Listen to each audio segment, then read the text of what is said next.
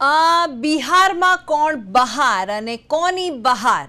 અમે આ એ જ વાત કરવાની છે આજે કે બિહારમાં જેની સત્તા આવી છે એનડીએ સરકાર ભારે બહુમત સાથે, હવે આ એ જ ચર્ચા આપણે આજે કરવાની છે અને મારી સાથે આઉટપુટ હેડ નરેશ મકવાણા અમારી સાથે જોડાયા છે. નરેશ, આજે આપણે આપી છે જે રીતે આપણે વાત કરીએ કે બિહારમાં કોણ બહાર અને કોની બહાર, શું કહેશો?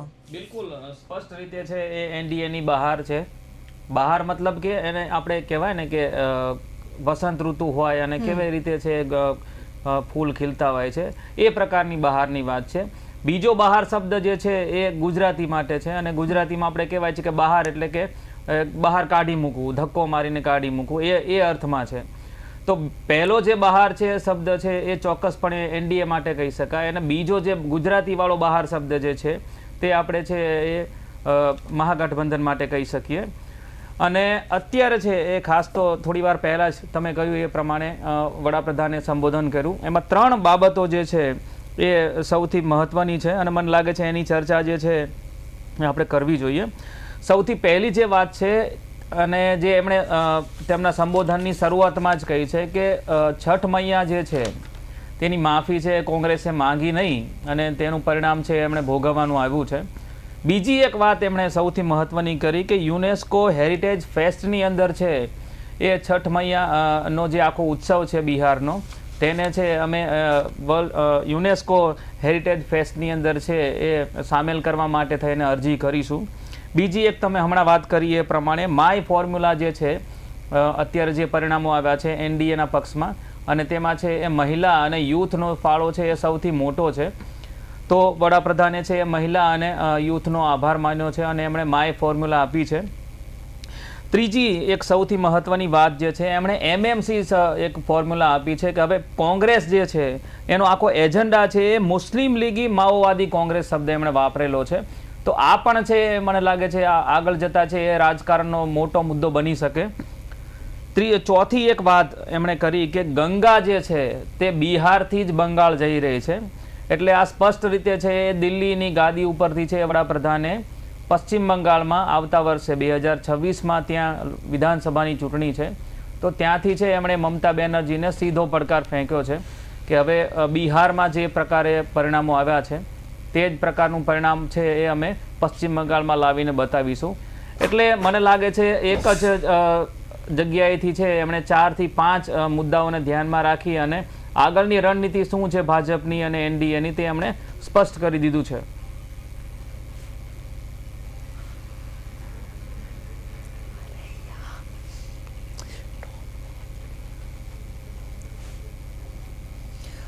બિલકુલ નરેશ, આપણે મહત્વની આપણે આજે વાત કરી રહ્યા છે બિહારની જે સત્તાની વાત કરીએ તો હવે ક્યાંક તમને લાગી રહ્યું છે કે આ એક તરફી રિઝલ્ટ છે? 100% આમ જોવા જાવ તમે તો એ પરિણામ ઉપર છે આપણે નજર કરીએ તો પણ એમ ક્લીન સ્વીપ શબ્દ આપણે છે ત્યાં રાજકારણમાં સતત વપરાતો હોય છે. એટલે અત્યારે જે પરિણામો છે એને ધ્યાનમાં રાખીએ આપણે તો તમે જુઓ કે 203 બેઠકો જે છે ત્યાં અત્યારે એનડીએના ઉમેદવારો છે એ આગળ છે. હવે એમાં એવું છે 145 બેઠકો છે ઓલરેડી એનડીએ જીતી લીધી છે, મતલબ 122નો જે જાદુઈ આંકડો છે સરકાર રચવા માટેનો તે એમણે ઓલરેડી પાર કરી લીધો છે. 58 ઉમેદવારો હજુ પણ છે એનડીએના આગળ ચાલી રહ્યા છે. તેમાં ભાજપના જે છે એ 14 ઉમેદવારો છે, જેડીયુના છે એ 25 ઉમેદવારો છે અને લોક જનશક્તિ પાર્ટીના 13 ઉમેદવારો છે એ આગળ છે. જીતી ગયેલી બેઠકોની વાત કરીએ તો કુલ બેઠકો છે અત્યારે 203 જ્યાં એનડીએ આગળ છે. હવે તેની અંદર છે 145 બેઠકો છે ઓલરેડી જીતી ચૂકી છે એનડીએ અને એમાં 76 બેઠકો છે ભાજપની છે, 60 બેઠકો છે એ જેડીયુની છે અને 6 બેઠકો છે એ લોક જનશક્તિ પાર્ટીની છે. એ સિવાય 3 બેઠકો જે છે એ બીજા અન્ય પક્ષો જે છે નાના તેની બેઠકો છે. એટલે આ બધી જ બેઠકો થઈ અને ઓલરેડી અત્યારે 203નો આંકડો છે એનડીએ છે એ પહોંચી ગયો છે. સામે મહાગઠબંધનની જો આપણે વાત કરીએ તો મહાગઠબંધન જે છે એને 76 બેઠકોનું નુકસાન થયું છે. તમે વિચારો 76 બેઠકોમાં એ અત્યારે છે, મતલબ 34 બેઠકો ઉપર જ છે અત્યારે મહાગઠબંધનના ઉમેદવારો છે આગળ છે. હવે એમાં અત્યારે એવું છે કે 20 બેઠકો છે એ લોકોએ જીતી લીધી છે અને 14 બેઠકો પર મહાગઠબંધનના ઉમેદવારો છે એ આગળ ચાલી રહ્યા છે. એમાં આરજેડીના 7 ઉમેદવારો છે અને એમણે 17 બેઠકો છે જીતી લીધી છે, એટલે ટોટલ 24 બેઠકો છે એ આરજેડીના ખાતામાં છે. કોંગ્રેસની વાત કરીએ તો કોંગ્રેસ જે છે એની માત્ર 6 બેઠકો આવેલી છે, 2 ઉમેદવારો એમના જીતી ચૂક્યા છે અને 4 ઉમેદવારો જે છે તે એમના આગળ ચાલી રહ્યા છે. અત્યારે ફરીથી એમાં અપડેટ આવે છે, 3 ઉમેદવારો કોંગ્રેસના આગળ ચાલે છે અને 3 છે એના એ જીતી ગયા છે. CPIML તેની 2 બેઠકો છે આવેલી છે, એમાં 1 બેઠક એમણે જીતેલી છે અને 1 બેઠક પર તેમના ઉમેદવાર આગળ ચાલી રહ્યા છે. તો ઓવરઓલ જે ચિત્ર છે મહાગઠબંધનમાં, એ સિવાય પણ બીજા જે નાના 2 પક્ષો છે તેની પણ બેઠકની વાત કરીએ તો 2 બેઠક જે છે એ તેમના ફાળે જાય છે. એટલે તમે જુઓ કે સાવ એક તરફી કહી શકાય એ પ્રકારનો જનાદેશ જે છે બિહારની જનતાએ આપેલો છે. અને મને લાગે છે 2026ની ચૂંટણીમાં છે વડાપ્રધાને દિલ્હીથી જે પ્રકારે અત્યારે વાત કરી કે બિહારમાંથી જ ગંગા છે એ બંગાળ તરફ જાય છે અને બિહારની જનતાએ છે એ બંગાળનો રસ્તો છે એ ખુલ્લો કરી આપ્યો છે, એ રસ્તો બનાવી આપ્યો છે. તો મને લાગે છે આ પ્રકારે જે અત્યારે પરિણામો આવ્યા છે અને ચોક્કસથી જે છે એ ટેમ્પો જો જળવા છે તો 2026ની ચૂંટણી જીતવી છે એ અત્યારે એવું લાગે છે કે ભાજપ માટે એકદમ ઇઝી હશે. ઓકે, ધવલભાઈ આચાર્ય પણ આપણી સાથે જોડાઈ ગયા છે, ભાજપના પ્રવક્તા છે. ધવલભાઈ, આપનું સ્વાગત છે પ્રદેશ 24 ગુજરાતીમાં. ધવલભાઈ, બિહારના પરિણામો, કેટલી ખુશી આપને? જે ચૂંટણીની વાત છે, પરિણામની વાત છે, લોકશાહીનું પર્વ બિહારની જનતાએ ખૂબ સમજદારીપૂર્વક અને ખૂબ ધૈર્યપૂર્વક ઉજવ્યું છે, જેનું આ પરિણામ આપણે સૌ નિહાળી રહ્યા છીએ, જાણી રહ્યા છીએ, અનુભવી રહ્યા છીએ. અને આ પરિસ્થિતિમાં જો આપણે રામધારીસિંહ દિનકરને યાદ ન કરીએ તો શી રીતે ચાલે? હું રામધારીસિંહ દિનકરની કવિતાની થી આ મારી વાતની શરૂઆત કરીશ. વસુધા કા નેતા કૌન હુઆ, ભૂખંડ વિજેતા કૌન હુઆ, अतुलित यश क्रेता कौन हुआ, नवधर्व प्रणेता कौन हुआ, जिसने न कभी आराम किया, विघ्नों में रहकर नाम किया, जब विघ्न सामने आते हैं सोते हुए हमें जगाते हैं, मन को मरोड़ते हैं, पल पल तन को झंझोड़ते हैं, पल पल सतपथ की ओर लगा कर जाते हैं, लगा कर ही जाते हैं, जगा कर ही जाते हैं, जगा कर ही जाते हैं. માટે મારે આપને કહેવાનું કે કર્પૂરી ઠાકુરજીની અને જયપ્રકાશ નારાયણજી જેવા મહાન વ્યક્તિની આ ભૂમિ છે, કર્મભૂમિ છે. અને બિહારે સાબિત કરી દીધું છે કે રાજકીય રીતે ખૂબ મેચ્યોર પ્રજા છે. બિહાર એ ભારતનું એક વિશેષ પ્રકારની રાજકીય પરિસ્થિતિ ધરાવતું અભિન્ન અંગ છે. અને વર્ષોથી બિહારમાં જેને કહેવાય કે એક પ્રકારનું કુશાસન, અંધકારમય રાજ, ગુંડા તત્વોનું રાજ, એ પ્રકારની પરિસ્થિતિ બિહારે જોઈ હતી. અને બિહારની જનતા આ તમામ પ્રકારની પરિસ્થિતિમાંથી ગુજરી ચૂકેલી છે. માટે એ પ્રજાએ ખૂબ સારો નિર્ધાર કર્યો, ખૂબ સારો નિર્ણય કર્યો અને ખૂબ સારી મક્કમતાથી વોટ કર્યો. સાથે સાથે આદરણીય વડાપ્રધાનજીએ હમણાં જ એમના અભિભાષણમાં કહ્યું અને આદરણીય વડાપ્રધાનજીએ ખૂબ યોગ્ય કહ્યું છે કે છઠ્ઠી મૈયાની આ જીત છે અને છઠ્ઠી મૈયા જે કરે યોગ્ય જ કરે. પરંતુ સાથે સાથે હું એ પણ કહીશ કે એક સફળ નેતૃત્વની ગુણવત્તાનું આ પરિણામ છે. આદરણીય વડાપ્રધાન શ્રી નરેન્દ્રભાઈ મોદીની કુશાગ્ર દીર્ઘદ્રષ્ટિ, અમિત શાહ સાહેબનું રાષ્ટ્રધર્મ, રાષ્ટ્રનીતિ અને નીતિશજીની બિહારની જનતાની દરકાર કરવાની વિકાસની નીતિ, એને જે ત્રિવેણી સંગમ થયો અને એના કારણે જે આ પરિણામ આપ સૌ જોઈ રહ્યા છો, એ પરિણામ અમે પણ જોઈ રહ્યા છીએ. અને આવનારા દિવસોમાં આવા જ સારા સારા પરિણામો અન્ય રાજ્યોમાં પણ આપ જોશો, 100% અનુભવશો. મારે આપને એ પણ કહેવાનું, સહયોગીઓનો જે કહેવાય કે સહયોગીઓની ભોગ લેનાર પાર્ટી જો કોઈ હોય તો એ કોંગ્રેસ સાબિત થઈ છે. આદરણીય જવાહરલાલ નહેરુના પ્રપૌત્ર તરીકે આજે રાહુલ ગાંધીજીએ 95મી હારનો રેકોર્ડ સર્જ્યો છે. સાથે સાથે આદરણીય નહેરુજીને આ ભેટ આપી રહ્યા છે અને જેને કહેવાય કે સાથી ગઠબંધનો નહીં પણ સાથી ઠગબંધન એક પ્રકારનું એ પ્રકારનો આ શંભુ મેળો થયો તો અને પરિણામ જનતા ધવલભાઈ ઓકે ધવલભાઈ તમારી ખુશી દેખાઈ રહી છે અને હવે આપણે કોંગ્રેસના પ્રવક્તા પણ આપણી સાથે જોડાઈ ગયા છે કમલેશભાઈ પટેલ. આપણે એમની સાથે વાત કરીએ. કમલેશભાઈ, મારો અવાજ આવે છે આપને? હા, આવે છે. કમલેશભાઈ, ધવલભાઈ સાથે વાત થતી હતી તમારા પહેલા મારી. હવે ધવલભાઈનું કહેવું એવું છે કે 95મી હાર રાહુલ ગાંધી, આ રેકોર્ડ બ્રેક હાર છે રાહુલ ગાંધીની. એ હાર રાહુલ ગાંધીની હાર નથી, પરંતુ આ હાર એ દેશની જનતાની હાર છે. કારણ કે જ્યારે ચૂંટણી કમિશનર તેમજ તમામ સાધન સંપન્ન સંસ્થાઓ જ્યારે કોઈ એક પક્ષ સાથે રહી અને થતું હોય ત્યારે સ્વાભાવિક છે કે એ જે હાર થાય છે એ કોઈ એક વ્યક્તિ રાહુલ ગાંધી કે કોંગ્રેસ પાર્ટી કે તેજસ્વી યાદવની હાર નથી, પરંતુ દેશની 140 કરોડ જનતાની અને બિહારની 8 કરોડ જનતાની આ હાર છે. જે રીતે ચૂંટણી કમિશનરે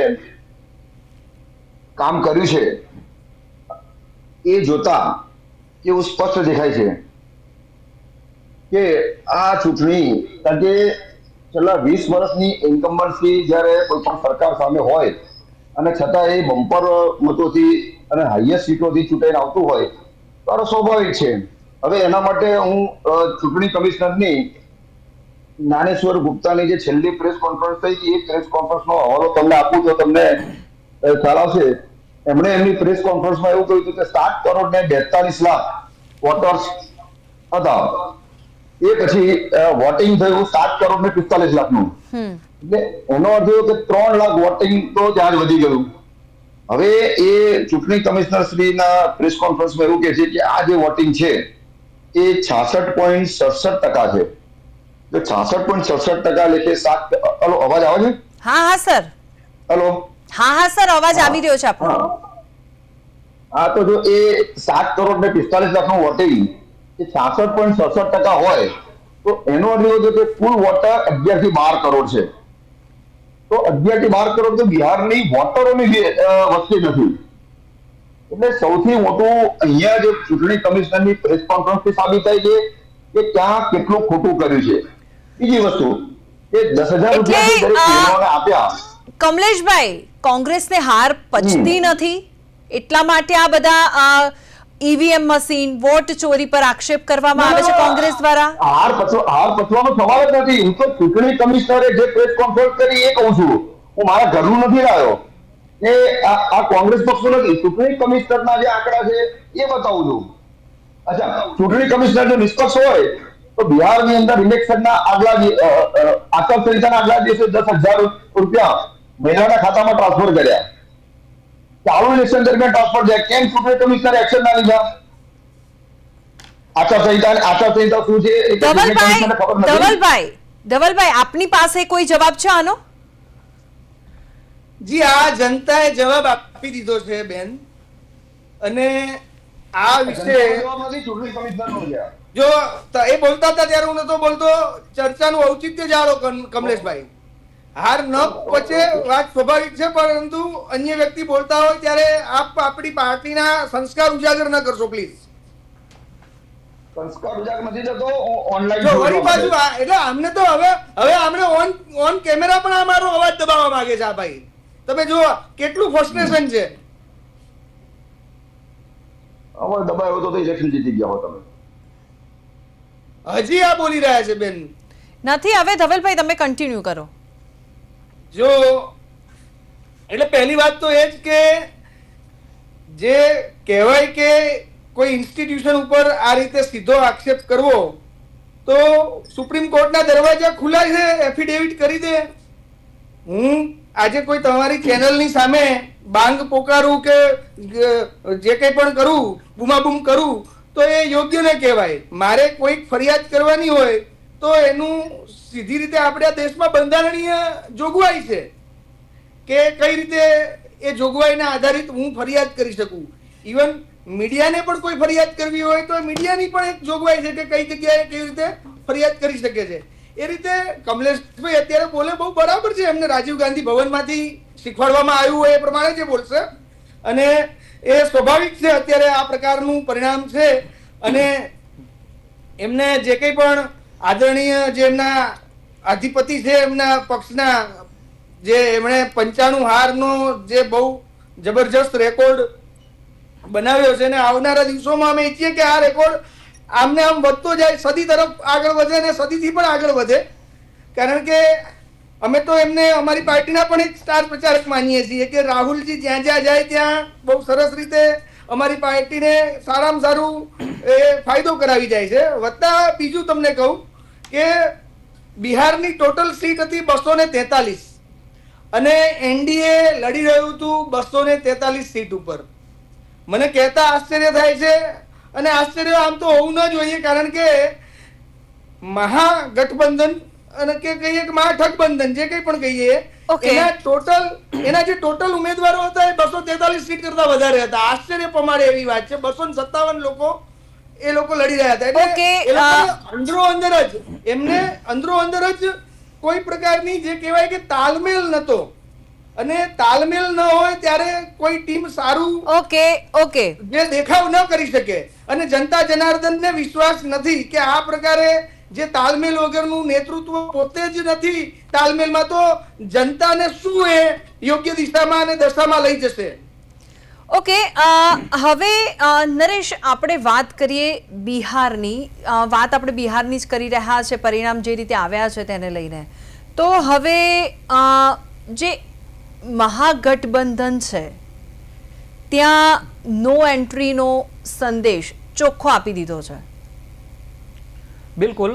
એના ઉપર જે વાત કરતા પહેલા છે મારે એક બે બાબતો જે છે એ ખાસ કરીને કમલેશભાઈને પૂછવી છે. હમણાં ધવલભાઈએ છે કમલેશભાઈ એ પ્રમાણે વાત કરી કે તમે છે એ સુપ્રીમ કોર્ટમાં અરજી કેમ નથી કરતા. હવે હું જ્યાં સુધી મને થોડો ઘણો ખ્યાલ છે ત્યાં સુધી કે ચૂંટણી પંચની સામે છે એ કોઈ ફરિયાદ ના દાખલ કરી શકાય એ પ્રકારની કોઈ જોગવાઈ છે, એના કારણે તમે નથી જતા. કારણ કે આ બાબતમાં છે એકથી વધારે વખત છે લોકોમાં સવાલ થતો હોય છે. તો આ બાબતમાં પહેલા તો સ્પષ્ટતા કરી દો, પછી આપણે આગળ વાત કરીએ. નરેન્દ્ર મોદી વડાપ્રધાન બન્યા પછી છેલ્લા 2 વર્ષ પહેલા ચૂંટણીના જે છે એની અંદર સુધારા એમણે કર્યા છે. એ સુધારા મુજબ ચૂંટણી પંચ સામે તમે કાયદેસર કોઈ ફરિયાદ નથી કરી શકતા. ઇવન ચૂંટણી પંચ નિવૃત્ત થાય તો પણ એની સામે તમે ફરિયાદ નથી કરી શકતા. એટલે આ લોકો જે બૂમ પાડે છે એ કાયદાનો કાં તો અભ્યાસ નથી કર્યો અને એમનો બૂમો પાડે છે. એટલે ચૂંટણી પંચ સામે સુપ્રીમ કોર્ટમાં જવાનો પ્રશ્ન નથી. પ્રશ્ન ચૂંટણી પંચે જો કોઈ એક્શન લીધા હોય, જે કાર્યવાહી કરી હોય એ કાર્યવાહી સામે જઈ શકીએ. પણ ચૂંટણી પંચ જયારે ખોટું જ કરતું હોય એની સામે ક્રિમિનલ ફરિયાદ નથી કરી શકવાના. ઓકે, ધવલભાઈ શું કેવું છે તમારું? બહુ સરસ કહેવત છે, નાચ ન આય આંગણ ટેઢા. અને બીજું કે અગાઉ જે જગ્યાએ અગાઉના રાજ્યોમાં જ્યારે એ ઇલેક્શન જીતતા હતા તો શું ત્યારે ચૂંટણી પંચ એકદમ પાક સાફ સ્વચ્છ ભૂમિકા ધરાવતું હતું એવું એ પ્રકારનું એમનું વલણ છે.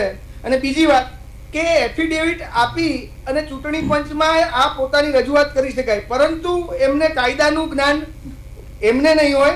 અમે તો બહુ સારી રીતે જાણીએ છીએ કે આમાં એવું છે સજાની જોગવાઈ છે. એફિડેવિટ કરો ને એટલે જો તમે એમાં ખોટા સાબિત થાઓ અથવા તો ક્યાંક કોઈક તમારી નથી પુરવાર થાય, ક્યાંક કોઈક જગ્યાએ દબાવી જ દેવું છે. આમને સત્ય તમારી ચેનલના માધ્યમથી હું જનતા જનાર્દનને કહેવા માંગુ છું, પરંતુ જો વચ્ચે વચ્ચે બોલી અને આ ભાઈ મને સતત રોકી રહ્યા છે. હવે પ્રશ્ન એ છે નરેશ, હું એ કહેવા માંગુ છું કે એ એફિડેવિટ જો ક્ષતિગ્રસ્ત અથવા તો ખોટી પુરવાર થાય તો એ સજા પડે છે, પરંતુ સજા પડે એટલે એ લોકો બીવે છે. એટલે આ પ્રકારની કોઈ એફિડેવિટ આપતા નથી અને બૂમાબૂમ કરે છે ખોટી જગ્યાએ. દરેક વખતે કંઈક નવા સૂત્રો લઈ આવે છે, ચોકીદાર ચોર હે, વોટ ચોર, આ ને તે ને પેલું. ઓકે, હવે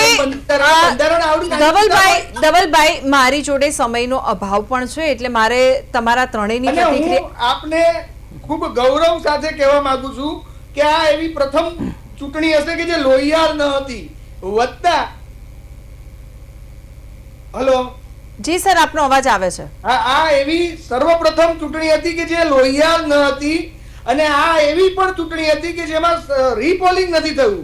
1995 માં જ્યારે ઇલેક્શન થયું હતું ત્યારે 1,500 થી વધુ કેન્દ્રો ઉપર રીપોલિંગ કરવું પડ્યું હતું. 2000 ની જે ચૂંટણી હતી એમાં પણ 1,500 થી વધુ મતદાન કેન્દ્રો પર રીપોલિંગ કરવું પડ્યું હતું. ઓકે. તો એ હવે વખતે કોની સરકાર એક હતી સવાલ અને છે, એક કયા સવાલ છે. પ્રકારનું ચૂંટણી પંચ કામ કરતું હતું હવે એ પણ એના વિશે બિહારમાં છે. એનડીએ નું જે ભારે બહુમત છે, હવે નરેન્દ્ર મોદીએ જે સંબોધન કર્યું છે એ તમામે સાંભળ્યું જ છે. ધવલભાઈ, તમે બી સાંભળ્યું હશે, કમલેશભાઈ તમે બી સાંભળ્યું હશે, અને અમે પણ સાંભળ્યું છે. તેમાં એક વાત એવી કહેવામાં આવી છે નરેન્દ્ર મોદીજી દ્વારા કે ગંગા બિહારથી વહી રહી છે અને પશ્ચિમ બંગાળ જશે, તેનો મતલબ નરેશ. બિલકુલ, તમે અગાઉ જે સવાલ કરેલો મને લાગે છે એનો પણ આપણે જવાબ આપી દેવો yes. જોઈએ કે નો એન્ટ્રીની વાત વડાપ્રધાને કરી છે, પણ રાજકારણ માટે છે એ શક્યતાઓના દરવાજા છે એ દરેક માટે ખુલ્લા હોય છે. જરૂર હોય છે મહેનત કરવાની, સંગઠન બનાવવાની અને યોગ્ય સ્ટ્રેટેજી સાથે યોગ્ય સાથીદારો શોધી અને તમારે છે આગળ વધવાનું હોય છે. ઘણી વખત આપણે જોયું છે કે પશ્ચિમ બંગાળની જ વાત કરીએ કે પશ્ચિમ બંગાળમાં છે 35 વર્ષ સુધી છે ડાબેરીઓની સરકાર હતી, અને મમતા બેનર્જીએ મહેનત કરી અને ડાબેરીઓની 35 વર્ષની સરકાર જે છે એને ઉખાડીને ફેંકી દીધેલી. હવે વાત જે છે એ ફરીથી જે છે એ બંગાળ તરફ જ આગળ વધી રહી છે. વડાપ્રધાને સ્પષ્ટ વાત કરી દિલ્હીથી કે બિહાર જે છે ત્યાંની જનતાએ છે એ હવે બંગાળ સુધીનો રસ્તો જે છે એ અમને કરી આપ્યો છે, અને બિહારથી છે ગંગા વહી અને બંગાળમાં જાય છે. તો એનો સીધો મેસેજ છે એ મમતા બેનર્જીને છે કે 2026ની ચૂંટણીમાં છે એ બિહારમાં જે પ્રકારનું પરિણામ અત્યારે આજે આવ્યું છે એ જ પ્રકારના પરિણામ માટે છે અમારી તૈયારી છે, અને એના માટે છે તમે તૈયાર રહેજો. એટલે સ્વાભાવિક છે કે અત્યારે જે પ્રકારનો ટેમ્પો છે મેં હમણાં પણ કહ્યું કે જો જળવાઈ રહે તો ભાજપ માટે છે જે પ્રકારનું સંગઠન છે તેમનું, અને અગાઉ પણ છે એ 2 ચૂંટણીઓ છે ખાસ કરીને લોકસભાની ચૂંટણી અને એ પછી વિધાનસભાની ચૂંટણીમાં પણ છે એમણે એક્સપિરિયન્સ તો લઈ લીધો છે. તો હવે પછી મતલબ 2026ની વિધાનસભાની ચૂંટણીમાં છે એ ભાજપ માટે કામ કરવું આસાન રહેશે. અને વડાપ્રધાને મેસેજ આપેલો છે તો મતલબ સીધી વાત છે કે એના ટોચના નેતૃત્વથી માંડી અને પશ્ચિમ બંગાળના જે પણ લોકલ નેતાઓ છે તેમણે પણ આ મેસેજ છે એ નોંધી લીધો હશે. અને ભાજપ માટે એવું કહેવાય છે કે 24 કલાક રાજકારણ કરતી પાર્ટી છે. વડાપ્રધાન અને ગૃહમંત્રી જે છે ગૃહમંત્રી અમિત શાહ, તમે જુઓ કે 24 કલાક છે એમના માટે એવું કહેવાય છે કે એમણે 24 કલાક રાજકારણ કરે છે, અને એનું જ છે પરિણામ છે આપણે બિહારની ચૂંટણીમાં પણ અત્યારે જોઈએ છે. અને જો આ જ પ્રકારે ચાલતું રહ્યું તો પશ્ચિમ બંગાળમાં પણ આવતા વર્ષે આ જોવા મળે એવી શક્યતા દેખાય છે. કમલેશભાઈ, આ મુદ્દે આપની પ્રતિક્રિયા. સંગઠન તો દરેક પાર્ટીનું પોતાની રીતે કામ કરે છે, સંગઠનનો પ્રશ્ન સવાલ નથી. આગળ સવાલ એવો છે કે બિહારની અંદર પલાયનનો મુદ્દો હતો, બેરોજગારીનો મુદ્દો હતો, ઘણા બધા મુદ્દા બિહારની અંદર હતા. પરંતુ અમારો જે મેઇન ફોકસ છે કે ચૂંટણી કમિશનરે કેમ એક વ્યક્તિ 2 જગ્યાએ 3 જગ્યાએ કેમ ગુજારે? કારણ કે 3 મોડેલ કામ કરે છે. એક ગુજરાત મોડેલ કામ કર્યું, એક SIR મોડેલ કામ કર્યું અને એક બ્રાઝિલ મોડેલ કામ કર્યું. આ 3 મોડેલને આધારે ઇલેક્શન લડાયું છે. એટલે આમાં સંગઠનનું કે મહેનત કરવાનો એ તો વસ્તુ સાઈડમાં જ રહી જાય છે. દરેક પાર્ટી હંમેશા જીતવા માટે મહેનત કરતી હોય છે, કોઈ પાર્ટી હારવા માટે મહેનત ના કરતી હોય. દરેક કાર્યકર્તા પોતાની તન મન ધનથી સેવા કરતો હોય પાર્ટી માટે. બરોબર.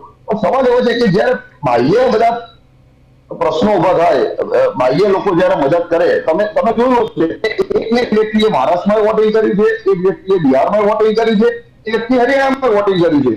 તો આવા જે બધા વોટર્સો છે જેને મદદ ચૂંટણી કમિશનર થઈ રહી છે, તો એની અંદર સ્વાભાવિક છે કે કોઈ ગમે એટલી મહેનત કરે, પ્રજા ઈચ્છે કે મારા ચાકી દેવી છે, તો પણ શું થાય? ધવલભાઈ, આપની પ્રતિક્રિયા આ બાબતે. જી, ખૂબ બુદ્ધિશાળી લોકો પેનલમાં છે, અને તમે જેમ કહ્યું એમ ગંગા જે બિહાર થઈને વહીને હવે પશ્ચિમ બંગાળ જશે એ વાત ચોક્કસપણે શું ઈશારો કરી રહી છે એ આપ સૌ બુદ્ધિજીવી છો અને બુદ્ધિશાળી લોકો છો અને જાણકાર છો, મેચ્યોર લોકો છો, જાણો જ છો કે શું કહેવા માંગે છે. અમે પણ સમજી ગયા છીએ અને તમે પણ સમજી ગયા છો. અને બીજી વાત રહી કે જનતા જનાર્દને જે કોઈ પણ નિર્ણય આપ્યો એ અમે સર આંખો પર ચડાવીએ છીએ. અમે પણ એવી પાર્ટી હતા કે જે અમે અમારી સફર જે છે એ 2 સીટથી શરૂ કરી હતી અને આજે અમે ક્યાં છીએ એ આપ સૌ એના સાક્ષી છો. પરંતુ પેલું લાજવાને બદલે ગાજવાનું કામ જે કામ કરી રહી છે કોંગ્રેસનો દરેક વખતે સ્વભાવ રહ્યો છે અને મારે કઈ એમાં કઈ કહી ના શકાય. એ આત્મમંથન એ લોકોએ જાતે કરવાનું હોય છે. અમે અમારી વાત કરીશું ને અમે અમારી પાર્ટીની વાત કરીશું કે અમારી પાર્ટી જ્યારે સત્તામાં આવી ત્યારે માત્ર પર ડે 3 કિલોમીટરનો રોડ બનતો હતો. આજે 40 કિલોમીટરથી પણ વધારે રોડ પર ડે બની રહ્યા છે. માત્ર 4 જ શહેરોમાં મેટ્રો હતી. આજે કેટલા શહેરોમાં 20 થી પણ વધુ શહેરોમાં મેટ્રો છે. આપ સૌ જાણો છો. એમ્સ તો સાવ નામની હતી અમુક જ શહેરોમાં. આજે ઘણા બધા રાજ્યોમાં એમ્સ પણ શરૂ થઈ ગઈ. અને અમે જે અમારા વડાપ્રધાન કહી જ રહ્યા છે કે અમે જે વાતનું શિલાન્યાસ કરીએ, ખાતમુહૂર્ત કરીએ, એનું ઉદ્ઘાટન પણ અમે જ કરીએ છીએ. ઓકે, કમલેશભાઈને એક પ્રશ્ન છે મારો. ખૂબ સારું ઇન્ફ્રાસ્ટ્રક્ચર પૂરું પાડવું, સુરક્ષા પૂરી પાડવી, આ જ અમારી નેમ છે અને અમે આના ઉપર ચાલતા રહીશું. અને માટે જ આ પરિણામલક્ષી સફળ નેતૃત્વ. ઓકે ધવલભાઈ, કમલેશભાઈ સાથે મારે એક પ્રશ્ન પૂછવાનો છે. કમલેશભાઈ, બિહારની જનતા જેના પર વિશ્વાસ મૂક્યો છે એનડીએ સરકાર પર ને ભારે બહુમત સાથે તે બહાર આવી છે, હવે જનતા વંશવાદની વિરુદ્ધ હોય તેવું લાગે છે. તેના કારણે કદાચ મહાગઠબંધનમાં જે સીટો છે તે સીટો ઓછી મળી છે. મેં અગાઉ પણ જે કહ્યું પ્રમાણે કે જનતા બિહારની ચાલુ સરકારને ઉકેલી ફેંકવા માટે તૈયાર હતી. એ લોકોએ મહાગઠબંધનના પક્ષમાં વોટિંગ કરેલું છે અને જનતા આજે પણ મહાગઠબંધન સાથે જ છે. અને આવનારા દિવસોમાં પણ એ ખબર પડશે કે જનતા કોની સાથે છે. ભલે અત્યારે આંકડાકીય સીટોની રીતે વિજય મેળવ્યો હોય, આવનારા દિવસોમાં એ જનતા બોલશે કે કોની સાથે છે. કારણ કે આ દેશની અંદર કોંગ્રેસે જનતા કોની સાથે છે એ તો આપણને ખબર જ છે સર. આજે જે પરિણામ આવ્યું છે તેને લઈને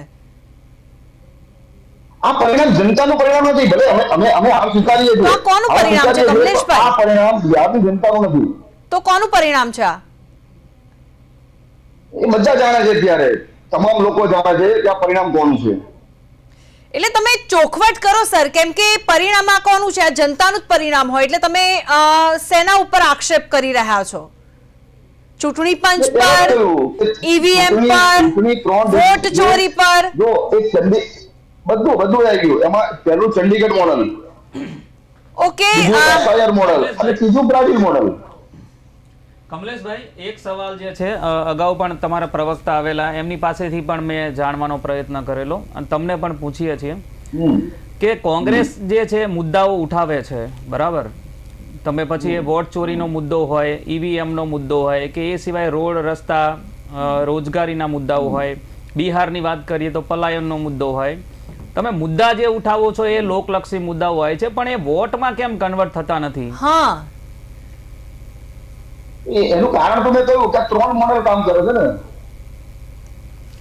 ચંડીગઢ મોડલ, તમે જે પ્રમાણે કહો છો કમલેશભાઈ, તમે જે વાત કરી, ચલો કે વોટ ચોરી જે છે, બરાબર, પણ એ બધી નરેશ, આ વાત એ છે કે પહેલા જ મેં કમલેશભાઈને પ્રશ્ન પૂછ્યો હતો કે કોંગ્રેસને હાર પચતી નથી, એટલે કમલેશભાઈ અત્યારે થોડા ફ્રસ્ટ્રેટ હોય તેવું લાગી રહ્યું છે જે રીતનું રિઝલ્ટ બિહારનું આવ્યું છે તેને લઈને. સર, આપનો ખૂબ ખૂબ આભાર. ધવલભાઈ, કમલેશભાઈ અને નરેશ, આપનો ખૂબ ખૂબ આભાર પ્રદેશ 24 ગુજરાતી સાથે જોડાયા અને તમે વાતચીત કરી તે બદલ. બિહારમાં કોણ બહાર અને કોની બહાર એ તો બધાને ખબર જ છે. હવે બિહારમાં તો જે પરિણામ સામે આવ્યું છે, પણ નરેન્દ્ર મોદીની એક વાત હજુ પણ મને યાદ છે, હમણાં જે સંબોધન કર્યું હતું તેને લઈને કે ગંગા બિહારથી વહીને પશ્ચિમ બંગાળ જાય છે, એટલે આ એક સંદેશ છે પશ્ચિમ બંગાળને નરેન્દ્ર મોદી દ્વારા. અને આ સાથે જ હું રજા લઈશ. નમસ્કાર.